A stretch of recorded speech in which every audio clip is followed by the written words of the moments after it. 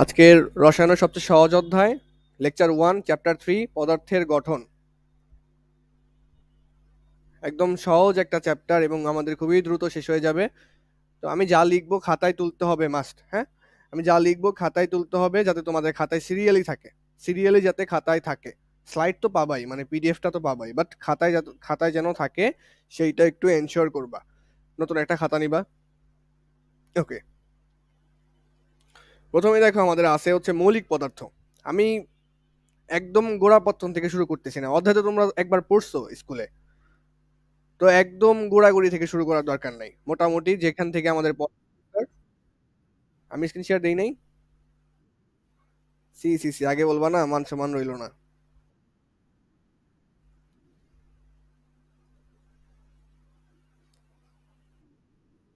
হ্যাঁ, মান সম্মান শেষ। আচ্ছা, কেমিস্ট্রি লেকচার 1 চ্যাপ্টার 3 পদার্থের গঠন। শুরু করবো হচ্ছে প্রথমেই মৌলিক পদার্থ। তো মৌলিক পদার্থ লিখে সংজ্ঞাটা লিখবা নিচে, হ্যাঁ? তোমাদের খাতা যেন থাকে। তো এটা সংজ্ঞা একদম ইজি। যে পদার্থকে ভাঙলে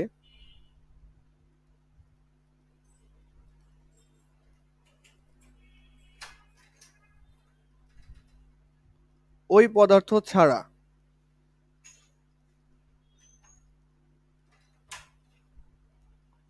অন্য কোনো পদার্থ পাওয়া যায় না।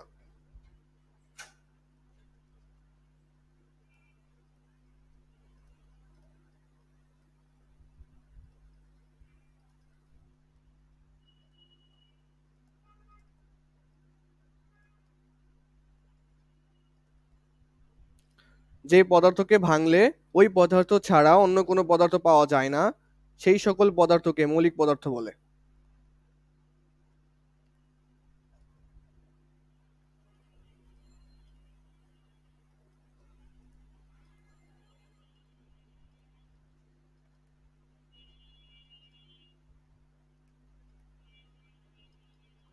আচ্ছা, পদার্থ কি জিনিস সেটা তো তোমরা জানো, এটা বলার কথা না।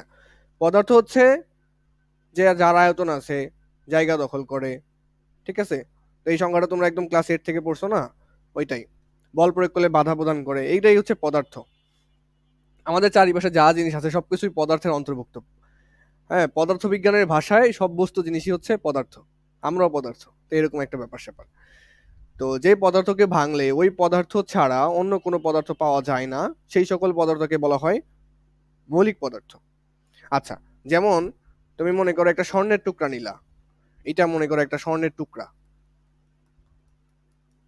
স্বর্ণের টুকরা। তো এই স্বর্ণের টুকরাকে তুমি যদি যতই খণ্ডন করো, এটাকে ভাঙো, ইচ্ছা মতো ভাঙো, খণ্ডন করো, তুমি ভেঙে খণ্ডন করে টুকরা টুকরা করে ফেললা, একদম ছোট ছোট টুকরা টুকরা করে ফেললা, তুমি স্বর্ণ ছাড়া আর কিছু পাবা? এখানে কি বালি পাওয়া যাবে? পাওয়া যাবে না। তাহলে এখানে স্বর্ণ ছাড়া আর কিচ্ছু পাচ্ছি না। তাহলে এই স্বর্ণটা হচ্ছে একটা মৌলিক পদার্থ, কারণ একে ভাঙলে ওই পদার্থ ছাড়া আর কিচ্ছু পাচ্ছি না। তাই এটা হচ্ছে একটা মৌলিক পদার্থ। তো এরকম কি কি জিনিস হতে পারে? এরকম কি কি জিনিস হতে পারে, যেমন উদাহরণস্বরূপ হচ্ছে নাইট্রোজেন। নাইট্রোজেন গ্যাস, ওই নাইট্রোজেন গ্যাসের ভিতরে অনলি নাইট্রোজেনই থাকে, অন্য কোনো পদার্থ থাকে না। তারপরে হচ্ছে হাইড্রোজেন, অক্সিজেন, এরকম হিলিয়াম, আর্গন, ক্রিপ্টন, তারপর হচ্ছে ম্যাগনেসিয়াম, ক্যালসিয়াম। তো র্যান্ডমলি আমি কিছু লিখে দিলাম, এগুলাকে ভাঙলে শুধু এগুলোই পাওয়া যাবে, অন্য কিছু পাওয়া যাবে না। এগুলাকে ভাঙলে শুধু এগুলোই পাওয়া যাবে, অন্য কিছু পাওয়া যাবে না। এটা হচ্ছে, এগুলো হচ্ছে সাধারণ কিছু উদাহরণ।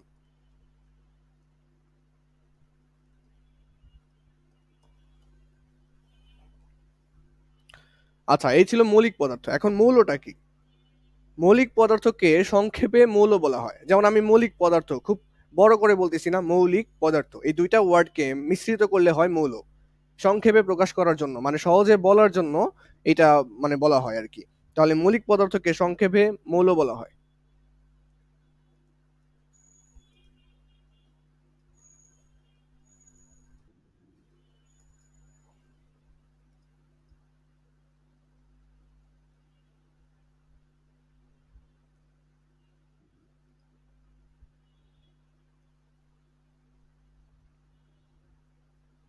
ওকে, তাহলে কি বললাম, মৌলিক পদার্থকে সংক্ষেপে মৌল বলা হয়। মানে মৌলিক পদার্থ উচ্চারণ করতে একটু টাফ, তো তো এটা একটু ছোট ভাষায় মৌল বলা হয়।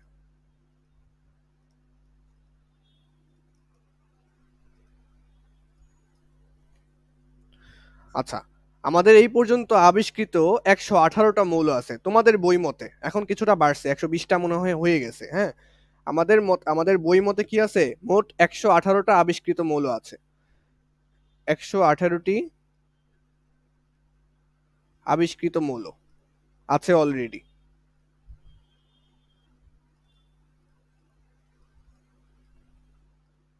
কয়েকদিন আগেই শুনলাম যে আরো একটা মৌল পাওয়া গেছে। আচ্ছা, যাইতেই পারে, বাট আমাদের বইতে যে তথ্য আছে আমরা শুধুমাত্র সেইটাই অ্যান্সার করব। তাহলে 118টি আবিষ্কৃত মৌল আছে, এর মধ্যে কয়েকটা ভাগ আছে। এর মধ্যে 98টা মৌল প্রকৃতি থেকে পাওয়া যায়।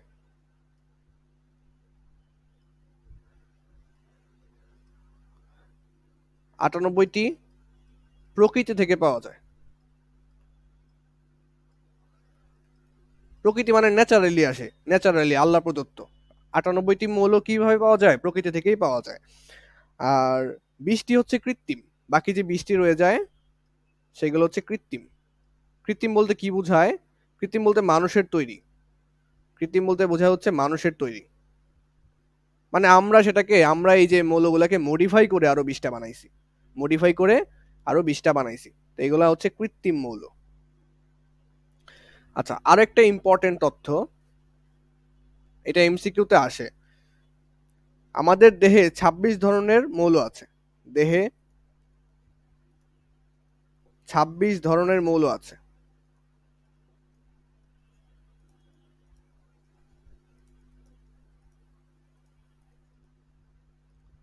তাহলে মৌলিক পদার্থ আর মৌল আশা করি বুঝতে পারছি। মৌলিক পদার্থ হচ্ছে যে পদার্থকে ভাঙলে অন্য কোনো পদার্থ পাওয়া যায় না, শুধুমাত্র ওই পদার্থই পাওয়া যায়। আর মৌলিক পদার্থকে সংক্ষেপে বলা হয় মৌল। তুমি মৌলিক পদার্থ বললা আর আমি মৌল বললাম, একই কথা হইলো দুইটা। ঠিক আছে, এই জন্য এখানে প্যাচ লাগানো যাবে না। তাহলে আবিষ্কৃত মৌলিক পদার্থ হচ্ছে 118টা, 98টা প্রকৃতি থেকে পাওয়া যায়, বাকি 20টা হচ্ছে কৃত্রিম থেকে পাওয়া যায়।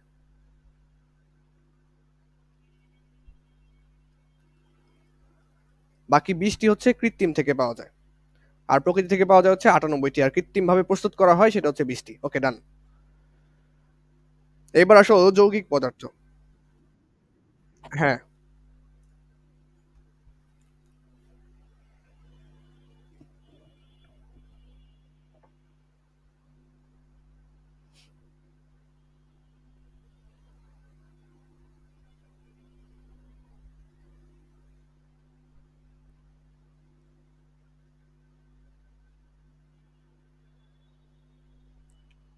ওকে। যৌগিক পদার্থ, যৌগিক পদার্থ হইল তোমার যে সকল পদার্থকে ভাঙলে, যে সকল পদার্থকে ভাঙলে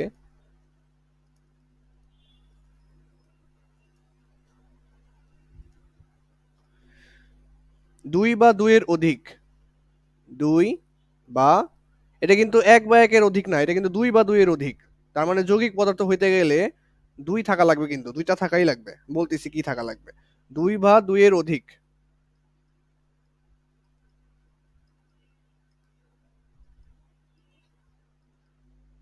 দুই বা দুইয়ের অধিক মৌলিক পদার্থ পাওয়া যায়।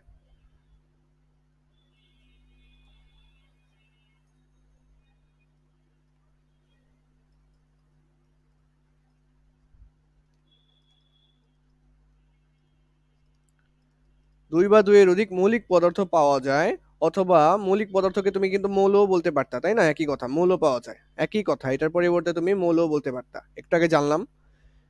তাহলে দুই বা দুইয়ের অধিক মৌলিক পদার্থ পাওয়া যায়, সে সকল পদার্থকে যৌগিক পদার্থ বলে।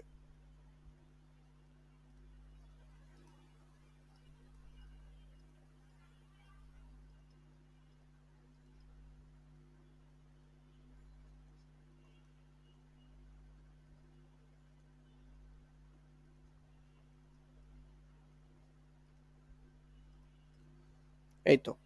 তাহলে যৌগিক পদার্থ এমন একটা পদার্থ যাকে ভাঙলে তুমি কি পাবা? 2 বা 2 এর অধিক মৌলিক পদার্থ পাবা বা মৌল পাবা। আচ্ছা ঠিক আছে। এখানে উদাহরণস্বরূপ দেখো, প্রথমেই আমি ওয়াটার নিয়ে বলতেছি, ওয়াটার পানি।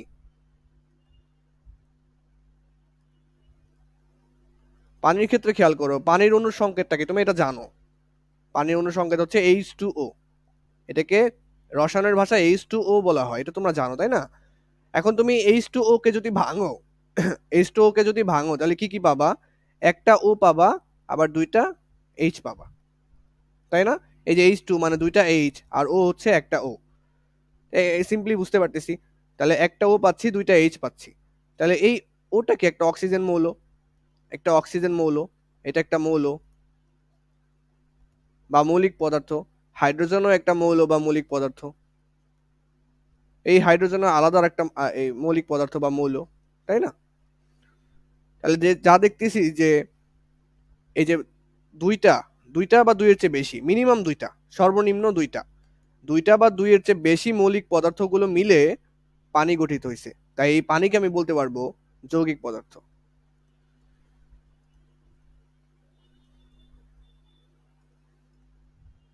তাহলে পানিকে আমি বলতে পারতেছি যৌগিক পদার্থ। কেন? কারণ পানিটা হচ্ছে একাধিক মৌল নিয়ে গঠিত হয়েছে, 2 বা 2 এর বেশি মৌল নিয়ে গঠিত হয়েছে। হ্যাঁ, 2 বা 2 এর চেয়ে বেশি মৌল নিয়ে গঠিত হবে। এখানে দেখো আরেকটা সংকেত ছিল, সেটা হচ্ছে মিথেন। মিথেন, মিথেন কি?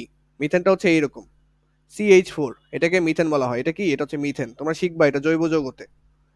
মিথেন, মিথেন কিন্তু একটা গ্যাস, মিথেন এটা। তো মিথেনটাকে ভাঙাও, মিথেনটাকে ভাঙালে দেখো একটা কার্বন পাচ্ছ, চারটা হাইড্রোজেন পাচ্ছ।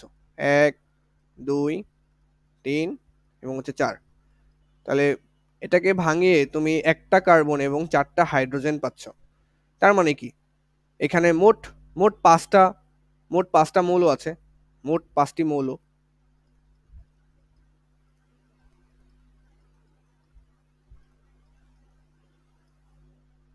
মোট 5টি মৌল আছে, তাই না? তাহলে এই যে একাধিক, 2 বা 2 এর চেয়ে বেশি, 2 এর চেয়ে বেশি না 5টি, 2 এর চেয়ে বেশি মৌলিক পদার্থ বা মৌল নিয়ে গঠিত যে পদার্থ, তাকে বলা হয় যৌগিক পদার্থ। দ্যাটস ওয়াই এই মিথেনকে আমরা বলবো একটা যৌগিক পদার্থ।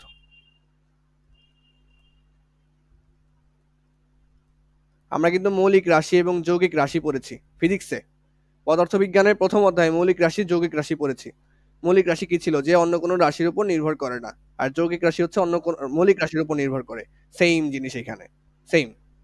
এগুলো একদম একদম সহজ পড়া, বোরিং লাগতে পারে, বাট ফার্স্ট অফ অল আমাদের পড়া লাগবে যাতে আমরা নোটটা গুছাইতে পারি। ওকে, দেন পরমাণু আসো। পরমাণু কি জিনিস? পরমাণু হলো,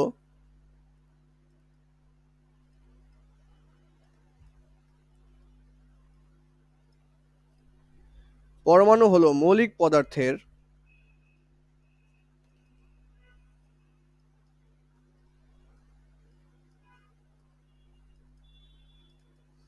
পরমাণু হলো মৌলিক পদার্থের ক্ষুদ্রতম কণা,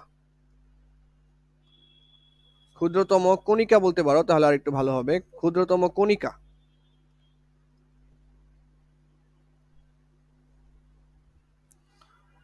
পরমাণু হলো মৌলিক পদার্থের ক্ষুদ্রতম কণিকা, এটাই হচ্ছে ভ্যালিড সংজ্ঞা। পরমাণু কি? পরমাণু হচ্ছে মৌলিক পদার্থের ক্ষুদ্রতম কণিকা। এটা বলতে কি বোঝায়? আমি একটু আগে একটা স্বর্ণ অঙ্কন করছিলাম না? স্বর্ণ, এই যে ধরো যে এটা একটা স্বর্ণ, এই স্বর্ণটাকে তুমি ভাঙলা, ধরো ভাঙার পরে এরকম ভাবে 2 টুকরা হইলো মনে করো, আরো ভাঙলা, আরো ভাঙলে কি হবে? আরো টুকরা টুকরা হবে। তারপরে আরো ভাঙলা, আরো ভাঙলে কি হবে? আরো টুকরা টুকরা হবে। তো এইভাবে ভাঙতে ভাঙতে আরো ভাঙতেছে মনে করো, এরকম হয়ে গেছে। তো ভাঙতে ভাঙতে এমন একটা অবস্থা আসবে, এমন একটা অবস্থা এখানে যাকে আর ভাঙা যায় না।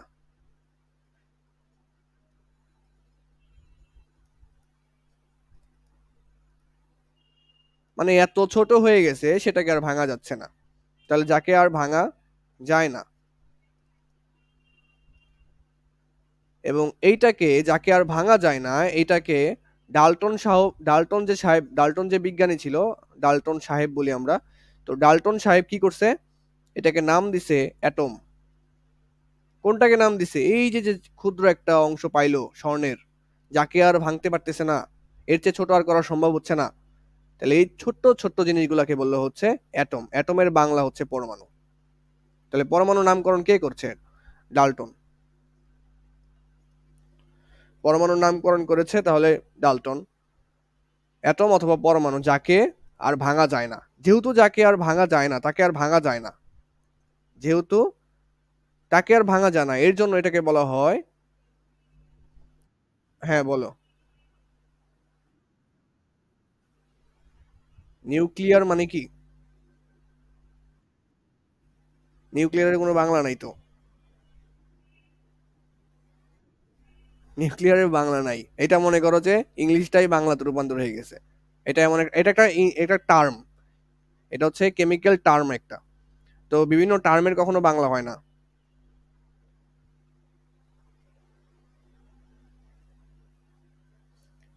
তো এইগুলো হচ্ছে বিভিন্ন টার্ম। যখন তুমি কেমিস্ট্রি নিয়ে পড়াশোনা করবে তখন এই টার্মটা ইউজ করে মানুষ।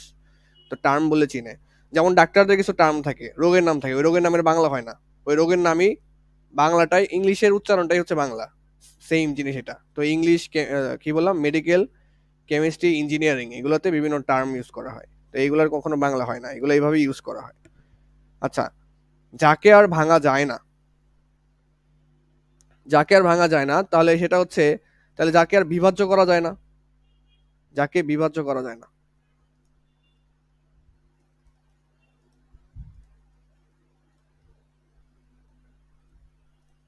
মানে আরেকটু সুন্দর ভাষায় বললাম যে যাকে আর বিভাজ্য করা যায় না।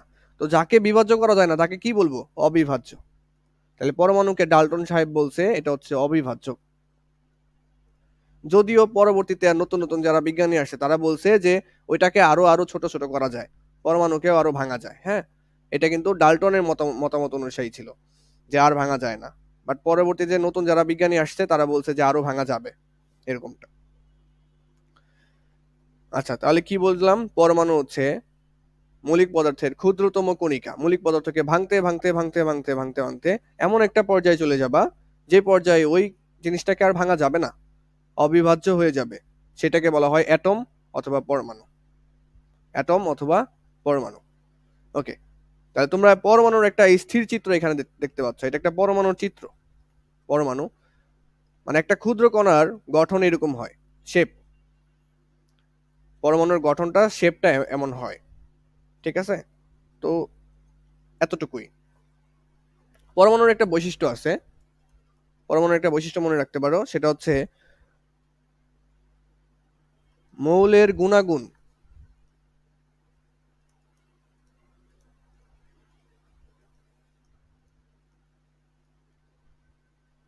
মৌলের গুণাগুণ ব্যাখ্যা করে।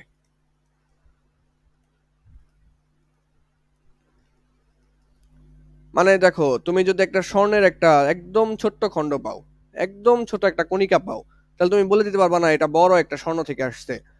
তো ওই মৌলটার গুণাগুণ, স্বর্ণের গুণাগুণ তুমি ওই ছোট্ট একটা খণ্ডের মাধ্যমে পায়ে গেলা। তাহলে পরমাণু কি করে? মৌলের গুণাগুণ ব্যাখ্যা করে। একটা বড় মৌল ওইটা কি জিনিস, ওইটা ছোট্ট একটা খণ্ড পাইলেই বোঝা যায়। এটা হচ্ছে মৌলের গুণাগুণ ব্যাখ্যা করে। আরো ডিপলি কথাবার্তা আছে, আমি এটা সহজভাবে বললাম। মৌলের গুণাগুণ নিয়ে আরো ডিপলি কথাবার্তা আছে। ওকে। এরপর আসো পরমাণুর কণিকা। পরমাণুর কণিকা, পরমাণুর ভিতরে আরো কি কি আছে সেই জিনিসগুলো দেখবো। তাহলে আমি একটা সাধারণ একটা পরমাণু অঙ্কন করি। সাধারণ, দেখতে সাধারণ, 3D না, এটা একটা 2D চিত্র।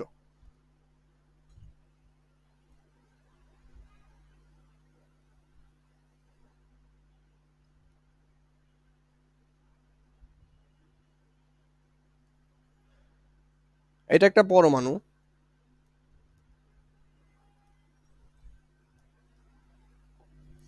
এটা একটা পরমাণুর একটা 2D স্থির চিত্র, স্থির চিত্র। তোমরা জানো যে পরমাণুর মাঝখানে যে থাকে সে একটা নিউক্লিয়াস। আমি পরে আসতেছি এটা নিউক্লিয়াস কেন বলে, ঠিক আছে, কিভাবে আবিষ্কার হলো এটা পরে আসতেছি। বাট আপাতত তোমরা তো জানো যে পরমাণুর যে মাঝখানে যে থাকে সে হচ্ছে নিউক্লিয়াস। তাহলে এই অংশটা, এটা হচ্ছে নিউক্লিয়াস। নিউক্লিয়াসের ভেতরে কে থাকে?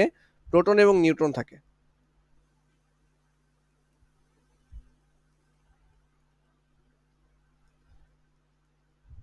এবং এই যে বাইরে যেগুলো আছে সাদা কালার যে গোল বৃত্ত দেখতে পাচ্ছো, এটা একটা কক্ষপথ বা একটা ইলেকট্রনের চলার পথ। ইলেকট্রন এদিকে চলাফেরা করে, ইলেকট্রন এদিকে চলাফেরা করে, তাহলে এদিকে হচ্ছে থাকে কে? ইলেকট্রন।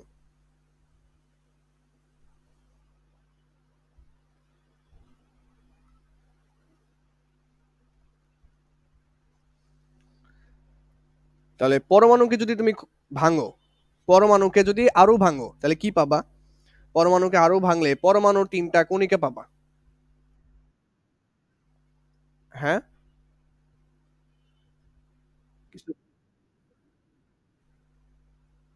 বুঝি নাই, কি বললা? আচ্ছা, পরমাণুকে যদি ভাঙো তাহলে 3টা পরমাণুর কণিকা পাবা, যেটা সবগুলা পদার্থেই কমন। এই 3টা সবগুলা পদার্থেই আছে। দেখো তোমরা যেটা পড়তেছো এখানে, যে প্রোটন, নিউট্রন এবং ইলেকট্রন পাওয়া যাবে পরমাণুকে ভাঙলে, এটা তো স্বাভাবিক কথাবার্তা। বাট অন্যান্য পদার্থে কিন্তু আরো অনেক জিনিস পাওয়া যায়। পজিট্রন পাওয়া যায়, আরো অনেক থমসন পাওয়া যায়, আরো অনেক অনেক জিনিসগুলো আছে, ঠিক আছে, অনেকগুলো জিনিস পাওয়া যায়। বাট এই যে প্রোটন, নিউট্রন, ইলেকট্রন, এটা প্রত্যেকটা পদার্থে কমন। মানে প্রত্যেকটা পদার্থে এই 3টা থাকবেই, এই 3টা ছাড়া হবেই না। এই 3টা ছাড়া পরমাণু হবেই না, আরো বেশি কিছু থাকতে পারে অন্যগুলাতে, বাট এই 3টা থাকতেই হবে। তাই এইগুলো 3টা হচ্ছে স্থায়ী কণিকা। 3টার নাম হচ্ছে স্থায়ী কণিকা। এই 3টা হচ্ছে স্থায়ী কণিকা, আমি লিখে দিচ্ছি দাঁড়াও। তাহলে হচ্ছে পরমাণুর কণিকা, এগুলো হচ্ছে স্থায়ী কণিকাগুলো আমরা পড়বো, যারা অলওয়েজ থাকবে। অলওয়েজ থাকতেই হবে, নাহলে পরমাণু হবে না। তাহলে স্থায়ী কণিকা কোনগুলা? স্থায়ী কণিকা হচ্ছে প্রোটন, তারপরে হচ্ছে নিউট্রন, এবং আরেকটা হচ্ছে ইলেকট্রন।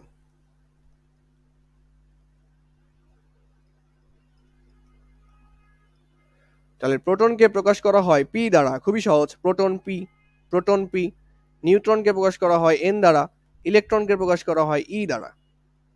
ইজিলি বুঝতে পারতেছো, ইলেকট্রনকে প্রকাশ করা হয় ই দ্বারা। আচ্ছা, তাহলে প্রোটন পি, নিউট্রন এন এবং ইলেকট্রনকে প্রকাশ করা হয় হচ্ছে ই দ্বারা। তাহলে এই 3টা হচ্ছে স্থায়ী কণিকা, মানে প্রত্যেকটা পদার্থের পরমাণুর ভিতরে এই 3টা জিনিস থাকতেই হবে, নাহলে সেটা পরমাণু হবে না। প্রত্যেকটা পদার্থের পরমাণুর ভিতরে এই 3টা জিনিস মাস্ট মাস্ট থাকবে। আরো অনেক অস্থায়ী কণিকা আছে যেগুলো নিয়ে পড়াশোনা আমাদের 9-10-এ নাই। তো অস্থায়ী যে কণিকাগুলো আছে সেইগুলো থাকতেও পারে, নাও থাকতে পারে, এই জন্য ওগুলো হচ্ছে অস্থায়ী আর এগুলো হচ্ছে স্থায়ী। তাই স্থায়ীগুলো আমরা মনে রাখলেই হবে।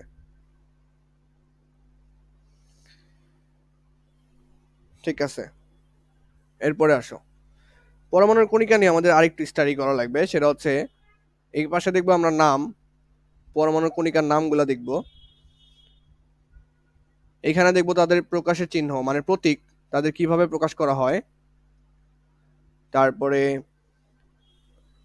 এখানে দেখবো তাদের প্রকৃত আধান অথবা চার্জ।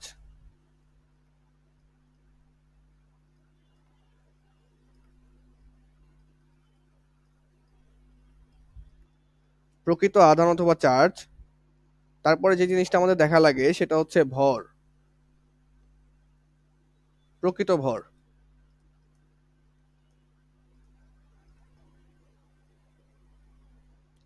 তারপরে কি থাকে? তারপর থাকে হচ্ছে আপেক্ষিক আধান। এই ছকটা তোমাদের বইতে আছে, আপেক্ষিক আধান। আমার তো এখানে জায়গা হচ্ছে না, আমি শর্টকাটে লিখছি আপেক্ষিক আধান। আরেকটা থাকে সেটা হচ্ছে আপেক্ষিক ভর।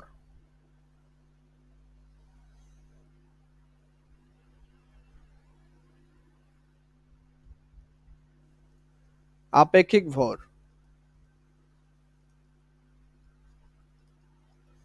আপেক্ষিক আধান, আপেক্ষিক ভর। ওকে, নাম হচ্ছে, প্রথমটার নাম হচ্ছে প্রোটন।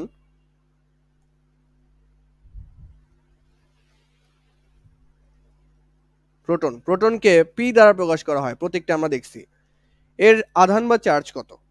এর আধান বা চার্জ হচ্ছে প্লাস, প্রোটনের প্রোটনের আধান হচ্ছে পজিটিভ বা ধনাত্মক, ধনাত্মক চার্জ, প্লাস 1.6 1.60 ইন্টু 10⁻19 কুলম্ব। এটা হচ্ছে কুলম্ব। এই কুলম্ব জিনিসটা পড়বা স্থির তড়িৎ অধ্যায়, তোমাদের আছে এই অধ্যায়, ফিজিক্সে, ফিজিক্সে আছে এই চার্জ নিয়ে অধ্যায়, কেমিস্ট্রিতে কিন্তু নাই। তাহলে এই সি দ্বারা কি বোঝায়? কুলম্ব। ওকে, আর প্রকৃত ভর, প্রকৃত ভরটা হচ্ছে 1.673 ইন্টু 10 ইনভার্স 27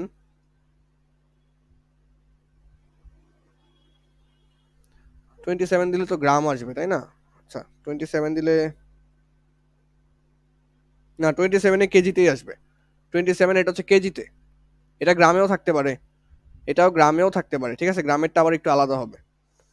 তারপরে এটার আপেক্ষিক আধান, আপেক্ষিক আধান কিভাবে মনে রাখবা? তোমার প্রোটনটা তো পজিটিভ তাই না, তাহলে এটাকে আপেক্ষিক আধান হিসেবে মনে রাখবা +1। এই জিনিসটা আমাদের নাই, এই জিনিসগুলো আমাদের নাই, আপেক্ষিক আধান কি জিনিস এগুলো নাই, তো মনে রাখাটাই শ্রেয়। এর চেয়ে বেশি অ্যানালাইসিস করার দরকার নাই, কারণ আমাদের পড়ার মতো জিনিস অনেক আছে। আর আপেক্ষিক ভর হচ্ছে 1। আচ্ছা আপেক্ষিক ভর বলতে বোঝায় হচ্ছে, থাক থাক বাদ দাও, আপেক্ষিক ভর আমি বলতেছি না এখন, বাদ। তোমাদের যেটা দরকার নাই সেটা তো পড়ার দরকার নাই। ওকে, ইলেকট্রন।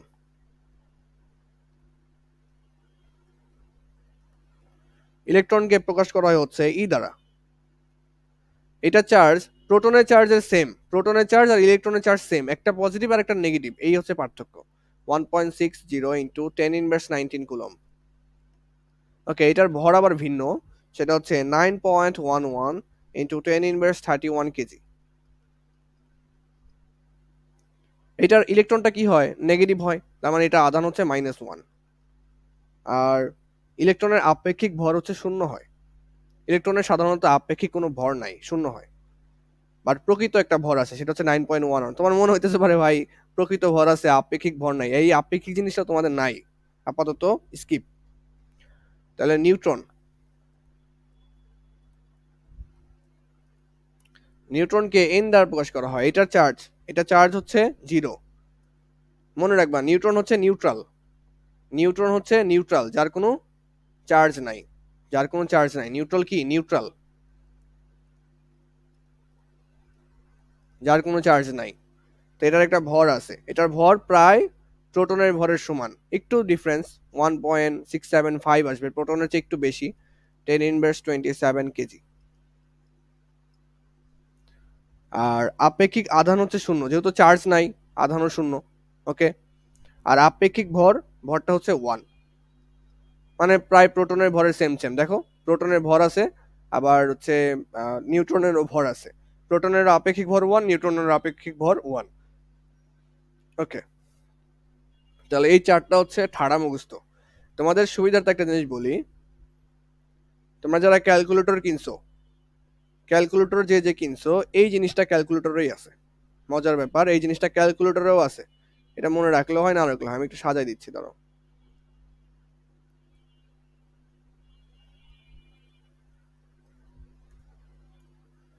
তাহলে যে প্রকৃত ভর জিনিসটা, এটা মনে না রাখলেও হবে, ক্যালকুলেটরে আছে। বাট মনে রাখাটা কি উত্তম, দ্রুত করতে পারবা, মনে রাখবা। বাট এটা ক্যালকুলেটরে আছে, ইজিলি বের করা যায়, একদম ইজিলি বের করা যায়।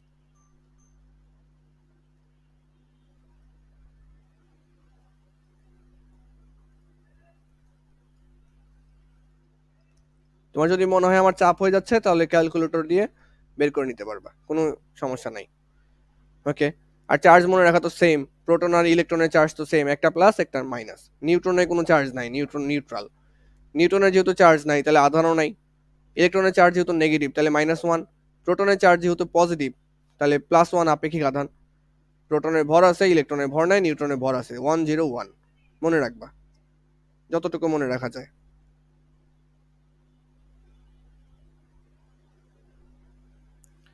ওকে, তাহলে হচ্ছে নেক্সট পেজ। এখন যেটা দেখবো সেটা হচ্ছে অণু।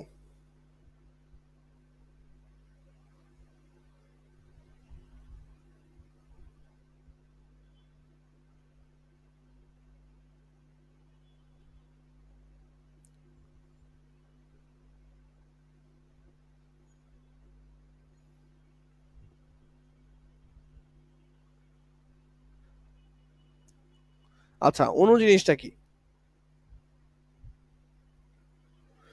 আমরা পরমাণু দেখলাম না? পরমাণু তো দেখছি যে মৌলিক পদার্থের একদম ক্ষুদ্রতম কণা, সেটা একটা পরমাণু। এখন কথা হচ্ছে অণুটা কি?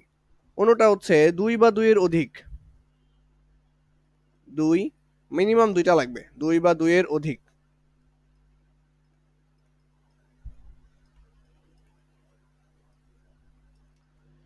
দুই বা দুইয়ের অধিক সংখ্যক পরমাণু মিলে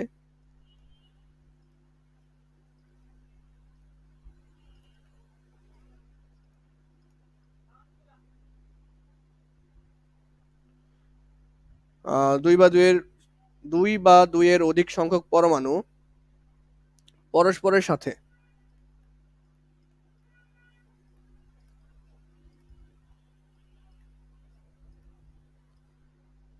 রাসায়নিক বন্ধনের মাধ্যমে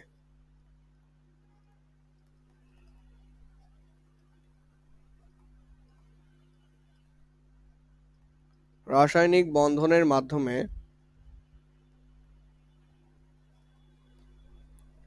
যুক্ত থাকলে তাকে অণু বলে। এটা একদম ভ্যালিড সংজ্ঞা, এটা মনে রাখলে খুবই ভালো। যুক্ত থাকলে তাকে অণু বলে।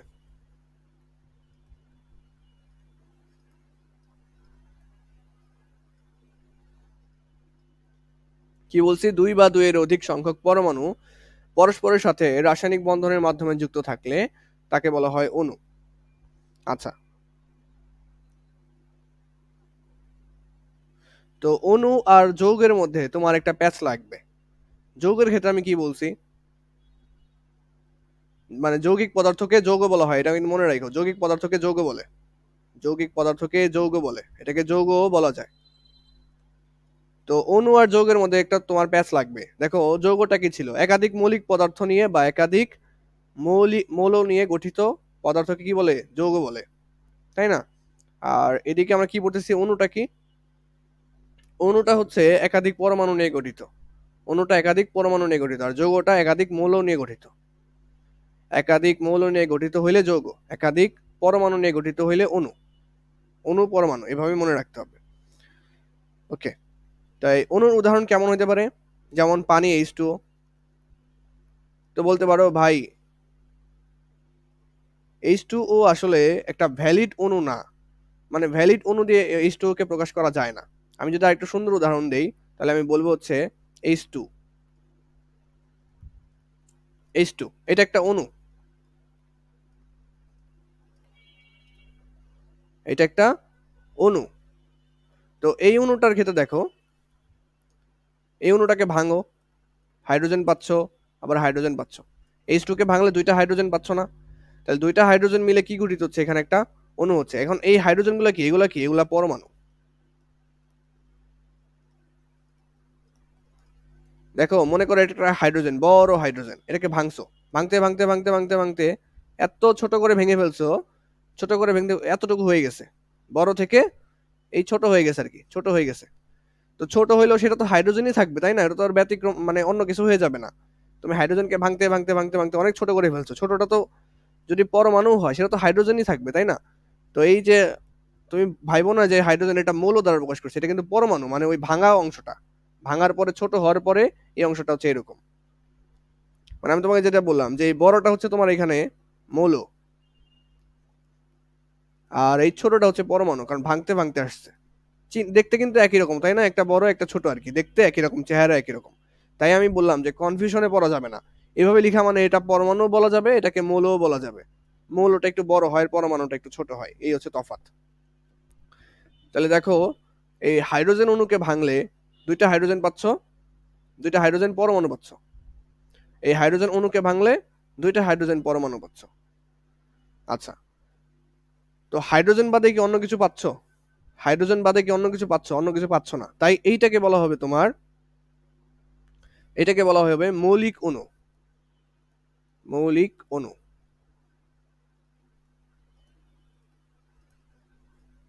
ওকে, যেমন আরো একটা অণুর উদাহরণ আমি দিতে পারি।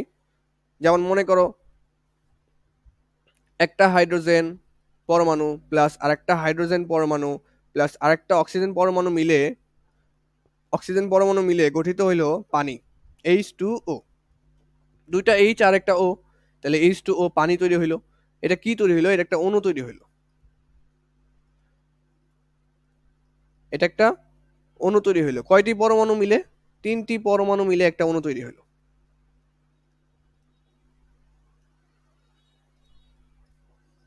আচ্ছা, তো এই পানির অণুটাকে যদি ভাঙো, পানির অণুটাকে যদি তুমি ভাঙো কি কি পাচ্ছ? হাইড্রোজেন পাচ্ছ, আবার অক্সিজেন পাচ্ছ, ভিন্ন ভিন্ন জিনিস পাচ্ছ না, ভিন্ন ভিন্ন পরমাণু পাচ্ছ। তাই এটাকে বলা হবে হচ্ছে যৌগিক অণু।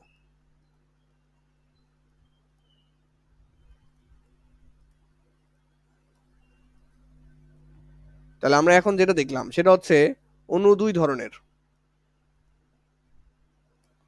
অণু হচ্ছে দুই ধরনের, একটা হচ্ছে মৌলিক অণু,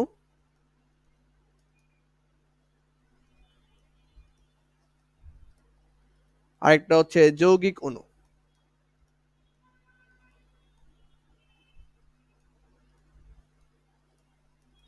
মৌলিক অণুটা যদি আমি শর্টকাটে লিখে দিই, মৌলিক অণু হচ্ছে একই ধরনের পরমাণু দ্বারা গঠিত, একই ধরনের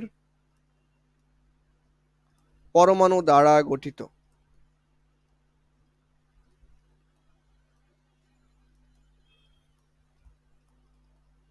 যেমন কি?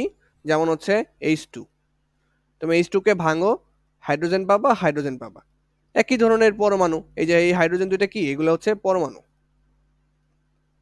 তাহলে দেখো একই ধরনের পরমাণু মিক্স হয়ে অণু উৎপন্ন করছে। তাহলে এটাকে কি বলবা তুমি? এটাকে বলবা হচ্ছে মৌলিক অণু। আর যৌগিক অণুটা কি? ভিন্ন ধরনের পরমাণু নিয়ে গঠিত, ভিন্ন ধরনের পরমাণু নিয়ে গঠিত।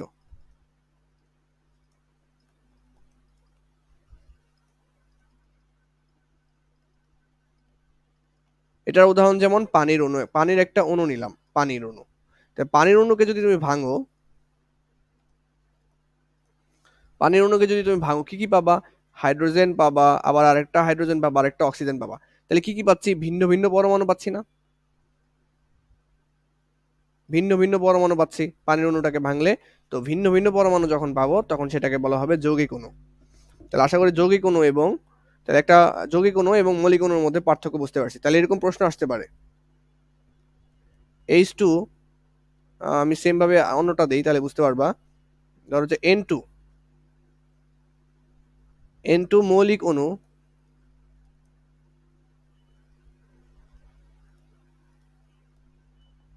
এবং N2O, ভুল লিখছি, NO2 যৌগিক অণু কেন?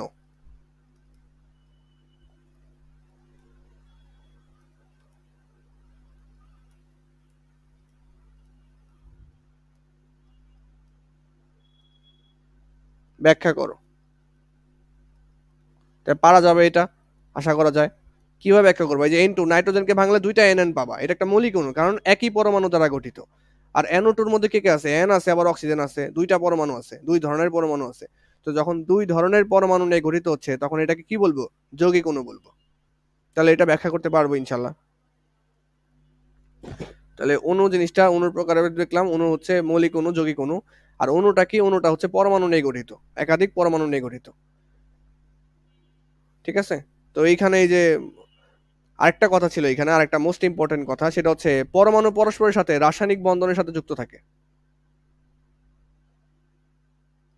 পরমাণু পরস্পরের সাথে রাসায়নিক বন্ধনের সাথে যুক্ত করে। এই দেখো, একটা অক্সিজেন, অক্সিজেন এবং একটা হাইড্রোজেন, এই যে নীল কালার যেটা দেখতেছো, এটা হচ্ছে রাসায়নিক বন্ধন। এটা আমরা পড়বো চ্যাপ্টার 5-এ, এটা আমরা পড়বো চ্যাপ্টার 5।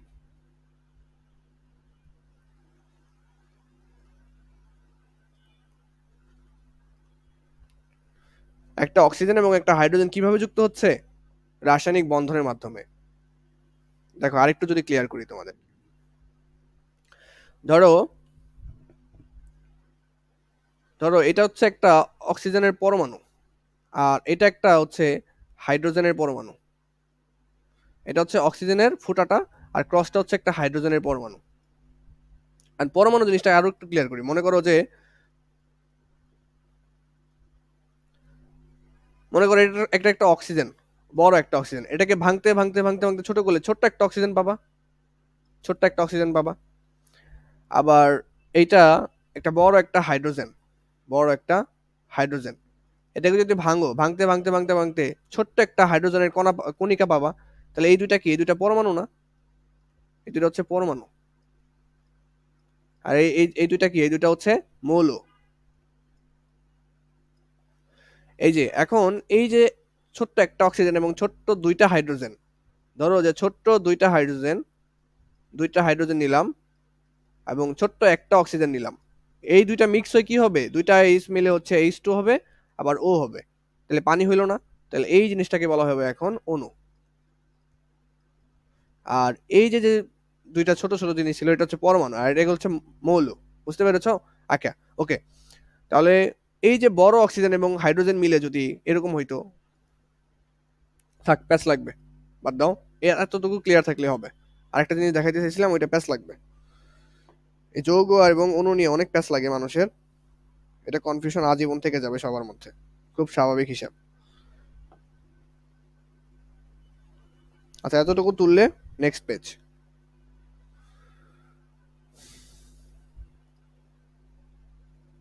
ঘুমাই গেছো কে কে?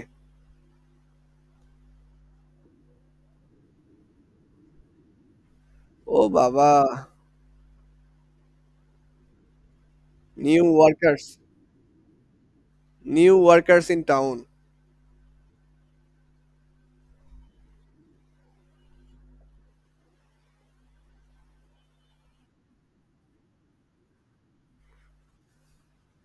সবাই সবাই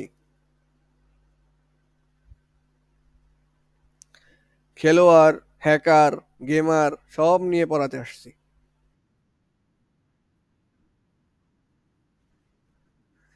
যাই হোক, সবার পার্সোনাল লাইফে ব্যস্ততা আছে।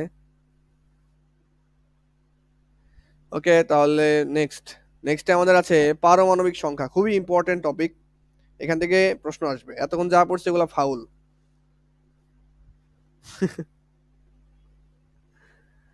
পারমাণবিক সংখ্যা আমাদের মুখস্থ করা লাগবে, কি যেমন একদম সিরিয়ালি। পারমাণবিক সংখ্যা,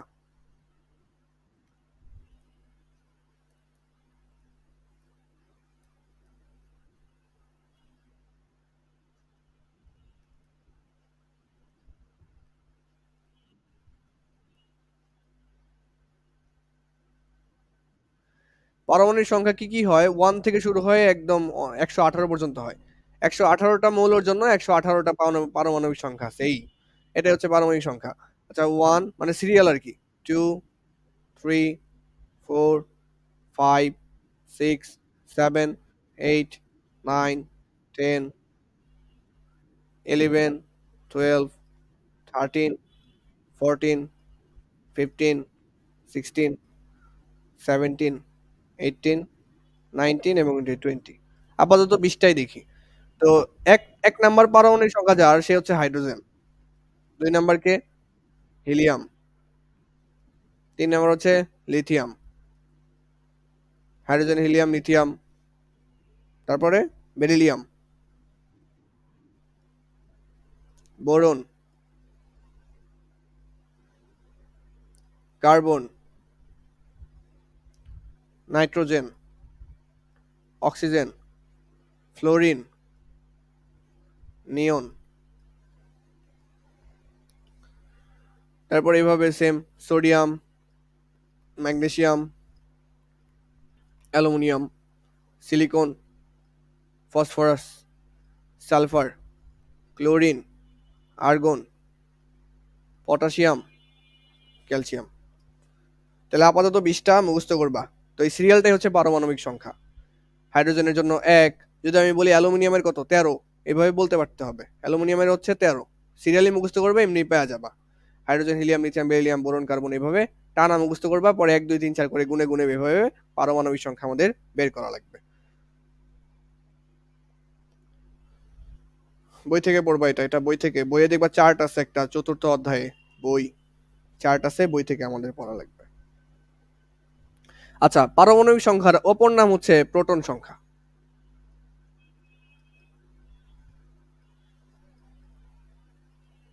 তার মানে যে 1 2 3 4 করে আমি যদি বলি যে বেরিলিয়ামের পারমাণবিক সংখ্যা কত, যদি বলি বেরিলিয়ামের পারমাণবিক সংখ্যা কত, 4। যদি বলি বেরিলিয়ামের প্রোটন সংখ্যা কত, তাও 4। কারণ পারমাণবিক সংখ্যা এবং প্রোটন সংখ্যা সেম জিনিস। তাহলে একটা পরমাণুতে কতগুলা প্রোটন সংখ্যা থাকবে তা আমরা বুঝতে পারি। তাহলে বেরিলিয়ামের যে পরমাণু, সেখানে প্রোটন সংখ্যা মানে প্রোটন কয়টা থাকবে, 4টা থাকবে। বোরনের প্রোটন কয়টা থাকবে? 5টা থাকবে। এই জিনিস দ্বারা এইভাবে বোঝা যায়।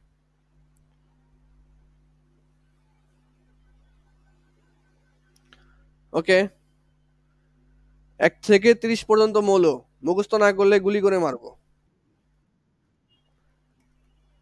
1 থেকে 30 পর্যন্ত মৌলগুলো যদি গুলি মানে মুখস্থ না করো তাহলে গুলি গুলি খাবা, একদম গুলি। হ্যাঁ, ইয়েস, আমি ক্রাইম করতেও রাজি, বাট তোমাদের 1 থেকে 30 পর্যন্ত মৌল ঠাড়া মুখস্থ। কিভাবে লিখে এটা রে?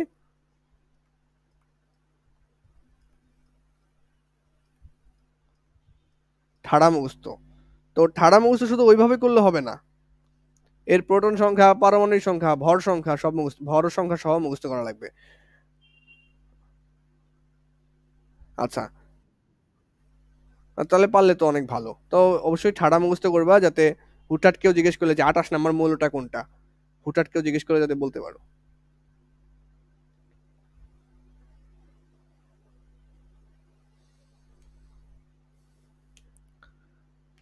ঠিক আছে, এখন আসো ভর সংখ্যা। ভর সংখ্যা হচ্ছে,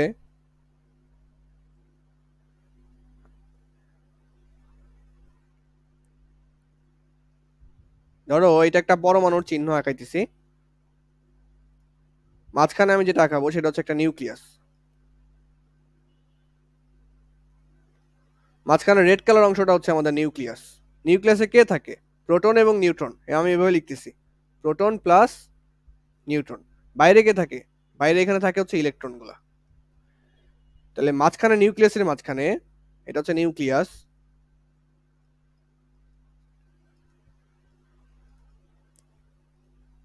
নিউক্লিয়াসের ভিতরে কে থাকে? প্রোটন এবং নিউট্রন। আমরা একটা জিনিস দেখে আসছি না, যে ইলেকট্রনের কোনো আপেক্ষিক ভর নাই, মানে সেটা হিসাবের খাতিরে ইলেকট্রনের ভর অনেক সময়, ইলেকট্রনের ভর কি থাকে? শূন্য থাকে। দেখো, আপেক্ষিক ভর ইলেকট্রনের ক্ষেত্রে 0। তো পরমাণুর যে মেইন ভর সেটা কোথায় থাকে? এই যে নিউক্লিয়াসের ভিতরে থাকে, বাইরে কোনো ভর নাই, এই অংশগুলো ফাঁকা। তাহলে বাইরে কোনো ভর নাই, মেইন ভর কোথায় থাকে? নিউক্লিয়াসের ভিতরে থাকে, এই অংশটা হচ্ছে মেইন ভর থাকে। তাহলে ভর সংখ্যা হচ্ছে ভিতরে যত প্রোটন আছে এবং নিউট্রন আছে তাদের সমষ্টি। ভর সংখ্যা হচ্ছে সেটাই, নিউক্লিয়াসে অবস্থিত প্রোটন এবং নিউট্রন সংখ্যার সমষ্টি। ওখানে যতগুলা প্রোটন আছে, যতগুলা নিউট্রন আছে, তারাই হচ্ছে ভরের সংখ্যা, তারাই হচ্ছে ভরের সংখ্যা। ওকে, তাহলে এখন কিভাবে লিখবো? কোন পরমাণুতে উপস্থিত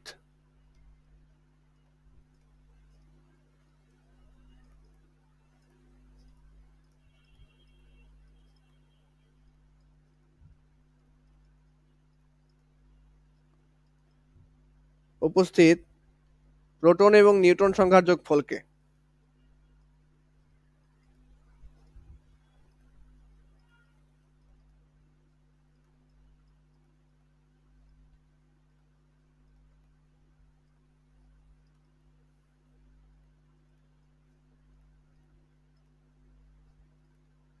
ভর সংখ্যা বলে।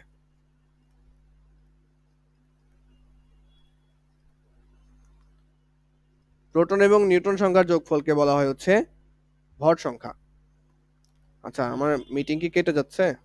কয় মিনিট আছে? 6 মিনিট।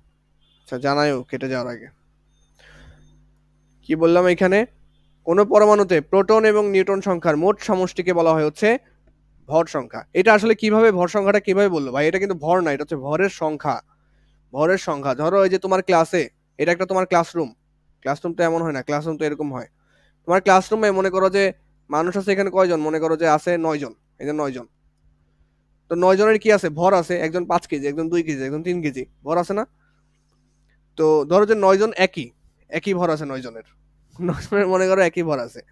তা আমি যদি বলি যে এখানে ভরের সংখ্যা কয়জন? ভরের সংখ্যা কয়জন? 9 জন। এটাই হচ্ছে ভর সংখ্যা। যে কার কার ভর আছে, কার কার ভর আছে, তাহলে সেটাই হচ্ছে ভর সংখ্যা।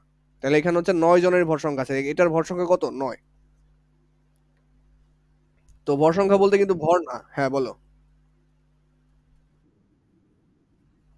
তোমার ভর সংখ্যা 1।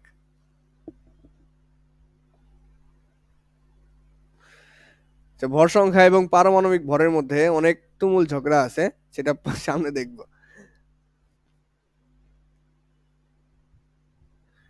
ঠিক আছে, তাহলে এটা হচ্ছে আহ যেহেতু এখানে মোট ভর থাকে, এখানে কার কার ভর আছে, কতগুলার ভর আছে, সেটাই হচ্ছে ভর সংখ্যা, সেটা হচ্ছে ভর সংখ্যা। ওকে, তার মানে এই যে ভিতরে যে প্রোটন এবং নিউট্রন গুলো আছে না, প্রোটন এবং নিউট্রন কয়জন আছে, সবারই তো ভর আছে, প্রোটন আর নিউট্রনের দুইজনেরই ভর আছে, তাহলে কয়জন আছে, দুজন, দুইটা যোগফল, দুইটার যোগফলে হচ্ছে যতজনের ভর আছে পাওয়া যাব, ওইটাই হচ্ছে ভর সংখ্যা।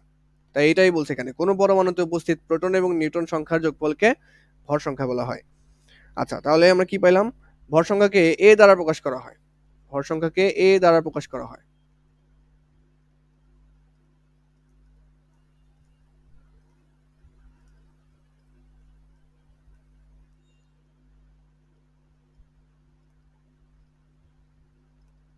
ভর সংখ্যাকে এ দ্বারা প্রকাশ করা হয়। ওকে, তাহলে ভর সংখ্যা সমান আমরা কি সূত্র পাইলাম, ভর সংখ্যা সমান সমান প্রোটন সংখ্যা যোগ নিউট্রন সংখ্যা।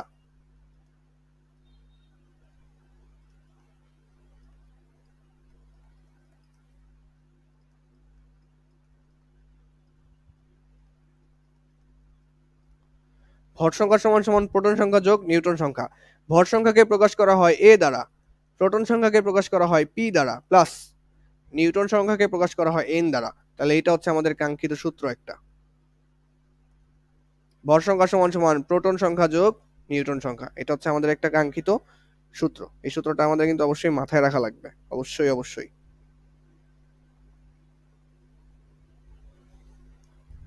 আচ্ছা, ভর সংখ্যা কোথায় লেখা হয়, ভর সংখ্যা মৌলের উপরে লেখা হয়, মৌলের উপরে লেখা হয়।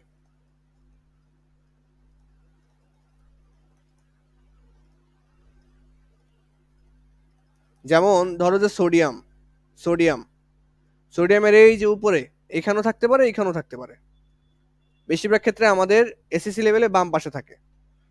এখানে যারা থাকবে এটাই হচ্ছে ভর সংখ্যা বা এ, বুঝছো, এখানে যে থাকবে সেটা হচ্ছে ভর সংখ্যা অথবা এ, আমি এ লিখে দিলাম এখানে। আর এইখানে যে থাকে সে হচ্ছে চার্জ, এটা আসতেছি আসতেছি সামনে, চার্জ এখনই মনে রাখা লাগবে না, মাথা নষ্ট করে লাভ নাই। ভর সংখ্যা কোথায় থাকে শুধু সেই অংশটা দেখো, আমি ওইটা কেটে দিচ্ছি। তাহলে ভর সংখ্যা থাকবে বামে উপরে, ডানেও থাকতে পারে, অনেক সময় ডানেও থাকতে পারে।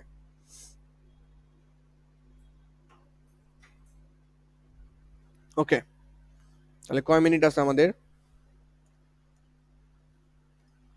আচ্ছা শেষ হয়ে যাবে, আমি আরেকটা লিংক দিচ্ছি, আমার আর 5 থেকে 7 মিনিট লাগবে, আরেকটা লিংক আমি দিচ্ছি, ওয়েট করো। ঠিক আছে, আমরা এখানে আসছিলাম। তো দেখো, এটা একদম সহজ জিনিস। বলছে লিথিয়াম এবং সোডিয়ামের মৌলের ভর সংখ্যা, প্রোটন সংখ্যা এবং ইলেকট্রন সংখ্যা বের করতে। লিথিয়াম এবং সোডিয়ামের, তো আমি এই পাশে মনে করো লিথিয়ামটা করব, এই পাশে সোডিয়ামটা করব। ধর এই পাশে আগে লিথিয়ামটা করি। লিথিয়ামের ভর সংখ্যা নির্ণয় করতে হবে, তাহলে দেখি লিথিয়াম, লিথিয়ামের প্রোটন সংখ্যা, প্রোটন সংখ্যা পি, তুমি অবশ্যই বাংলা লিখতে হবে তোমাকে, হ্যাঁ আমি একবার প্রথমটা লিখি, পরে এগুলো লিখবো না। প্রোটন সংখ্যা, না আমরা কি জানি, আমরা প্রথমত আমরা যেটা জানি সেটা হচ্ছে পারমাণবিক সংখ্যা, পারমাণবিক সংখ্যা।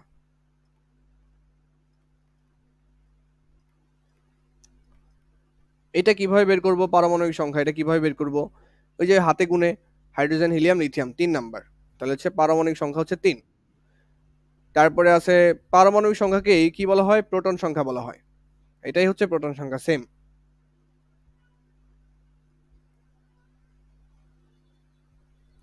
প্রোটন সংখ্যাকে পি দ্বারা প্রকাশ করা হয়, সেটা হচ্ছে 3, কারণ পারমাণবিক সংখ্যা এবং প্রোটন সংখ্যা একই। তারপরে আসো, কি আছে আর কি জানি আমরা, আচ্ছা ভর সংখ্যা বের করতে বলছে, প্রোটন সংখ্যা বের করতে বলছে, ইলেকট্রন সংখ্যা বের করতে বলছে আমাদের।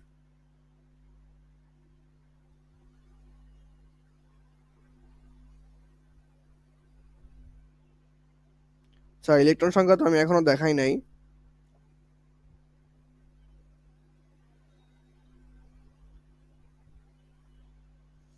আচ্ছা, আমাদের ভর সংখ্যাটাও মুখস্থ রাখা লাগবে। ভর সংখ্যা হচ্ছে ভর সংখ্যাকে এ দ্বারা প্রকাশ করা হয়। এ হচ্ছে আমাদের লিথিয়ামের ভর সংখ্যা হচ্ছে 7, এইটা মুখস্থ। প্রোটন সংখ্যা এবং ভর সংখ্যা আমাদের মুখস্থ করা লাগবে। প্রোটন অথবা পারমাণবিক সংখ্যা এবং ভর সংখ্যা আমাদের মুখস্থ রাখা লাগবে। আচ্ছা, এখানে বলছে ইলেকট্রন সংখ্যা বের করো। এইটা না বলে আমি তোমাদের বলি যে এখানে হচ্ছে ইলেকট্রন সংখ্যা তো বের করবাই, পাশাপাশি নিউট্রন সংখ্যাও বের করো।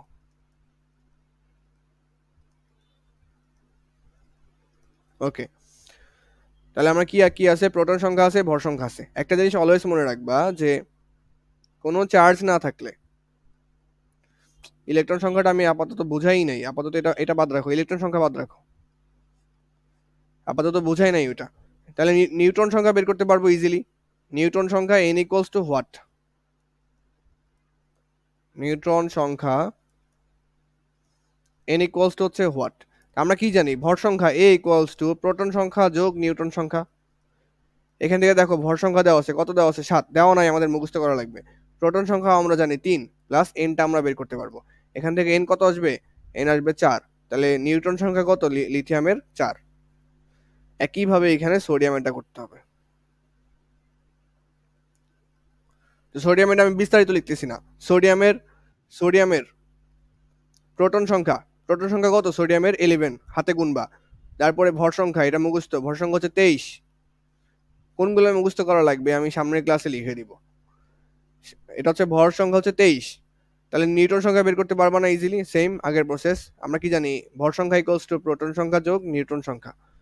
এখান থেকে n ইকুয়ালস টু হচ্ছে a মাইনাস p। এ কত? এ হচ্ছে 23 মাইনাস p হচ্ছে 11, কত আসবে এখান থেকে? 12। তাহলে সোডিয়ামের নিউটন সংখ্যা হচ্ছে 12। এরপরে কি আছে আমাদের? ভর সংখ্যা, প্রোটন সংখ্যা, নিউটন সংখ্যা বের করো, এটা বাড়ির কাজ। সেম, এটা মাত্রই করলাম না? সেম। এখন আমি একটা ফরম্যাট দেখাবো, তারপর তোমাদের ছেড়ে দিব।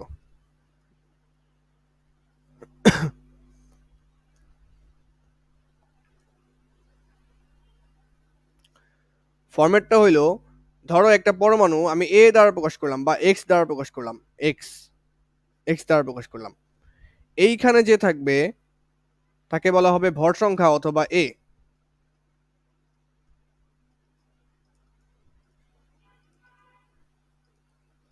ভর সংখ্যা, ভর সংখ্যার আরেকটা নাম হচ্ছে নিউক্লিয়ন সংখ্যা, মানে নিউক্লিয়াসে যারা যারা থাকে তারা, নিউক্লিয়ন সংখ্যা। ভর সংখ্যার আরেক নাম কি? নিউক্লিয়ন সংখ্যা, মনে রাখতে হবে। এইখানে যে থাকে নিচে, সে হচ্ছে প্রোটন সংখ্যা। এটার প্রথম নাম হচ্ছে পারমাণবিক সংখ্যা।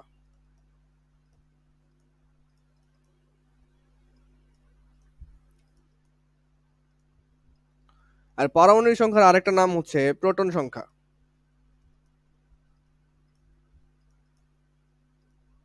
আচ্ছা, আর এইখানে যে থাকবে সে হচ্ছে চার্জ বা আধান বা